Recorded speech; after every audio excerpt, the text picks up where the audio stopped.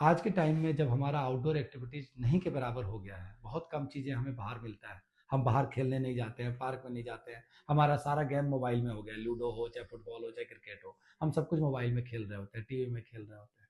उसका इम्पैक्ट क्या होता है? उसका इम्पैक्ट होता है कि हमारा न्यूरोमस्कुलर एक्टिवेशन या स्टिमुलेशंस नहीं होता है, जिससे किसी सबसे कॉमन फीचर जो हमें देखने को मिलता है, डब्ल्यू सिटिंग। बच्चे डब्ल्यू सिटिंग में बैठते हैं, या लो मसल टोन की हम बात करते हैं, या परसेप्चुअल मोटर की बात करते हैं। कोई स्पोर्ट्स एक्टिविटीज में जब आप उसको इन्वॉल्व करोगे, तो जो उसका एजिलिटी या स्किल्स होना चाहिए, वो स्किल्स नहीं होता है एज के हिसाब से। क्योंकि जो उसका मोटर स्किल्स डेवलप होना चाहिए, जिस लेवल पे उसका कोर में स्ट्रेंथ होना चाहिए, जिस लेवल से उसके मसल टोन में इंप्रूवमेंट होना चाहिए, जिस हिसाब से उसके बायलेटरल कोऑर्डिनेशन या बायलेटरल कोऑर्डिनेशन एंड इंटीग्रेशन होना चाहिए, दोनों साइड के बॉडी को यूज कर सके वो।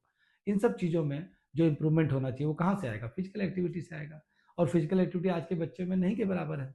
तो कहीं न कहीं ये प्रॉब्लम अब इनिशियल स्टेज पे फिजिकल एक्टिविटी मिली नहीं, तो अब ये प्रॉब्लम दिख रहा है। जिसके कारण आगे जाके अगर आप चेक करोगे, उससे ग्रॉथ मोटर स्किल्स के फाइन मोटर, वो भी वो जहाँ चैलेंजेस हैं। ये नहीं कि simple growth motor, standing standing, walking, running, jumping, ये तो रहेगा ही रहेगा। बट जहाँ मल्टीटास्किंग करने से कि आप रन करके बॉल को किक करना है। तो इस तरह के जब टास्क होंगे, दौड़ के कैच करना है, जब इस तरह के टास्क होंगे, वहां उसको डिफिकल्टीज होगा।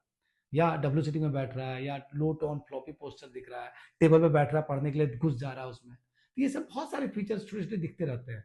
हम लोग बार बार कहते हैं अरे वो बदमाशी कर रहा है, पढ़ने का मन नहीं इसलिए घुस गया अंदर टेबल में, नहीं।